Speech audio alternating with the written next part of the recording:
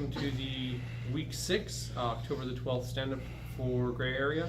As usual, we're going to go around, we're going to introduce ourselves, what we worked on since the last time we met, what we're working on today, any roadblocks we've encountered, and then at the very end we're going to talk a little bit about how the build went and the things that we're going to be working on in the future.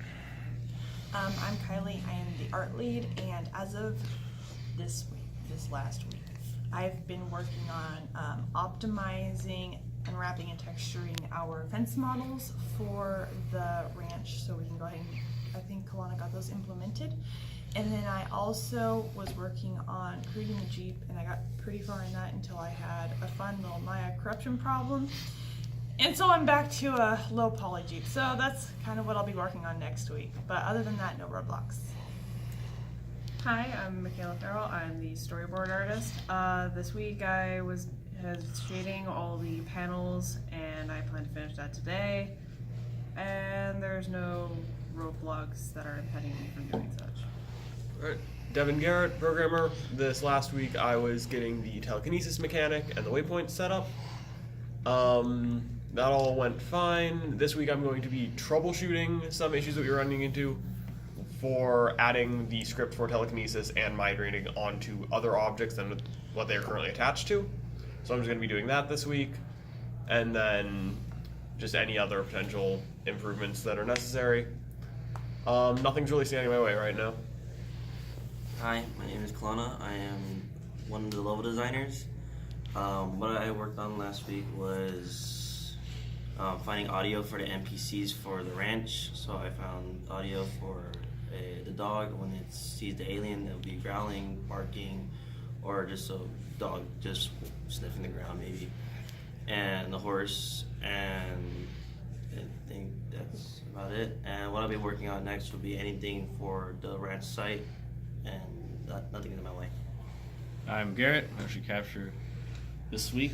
Unfortunately, didn't get much done. Been dealing with, well, not dealing, but I've been,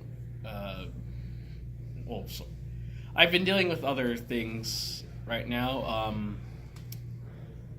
And hopefully we'll get more stuff done this week, hopefully. And besides my current predicament, nothing's really staying my way. Oh, hey, I'm Jeff. Artist, intern thing.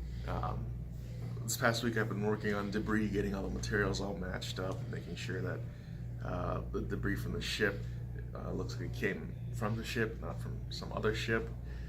And other than that, I've been doing that, but also I've been hindered because I dropped an engine on my hand.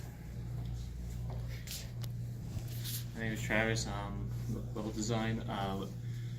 Last week I was mostly working with Gaia, trying to get some textures and trying to figure out the spawners for it. This week I'm going to actually start spawning in the plants and other things into the crash site and trying to implement the other grids into Gaia.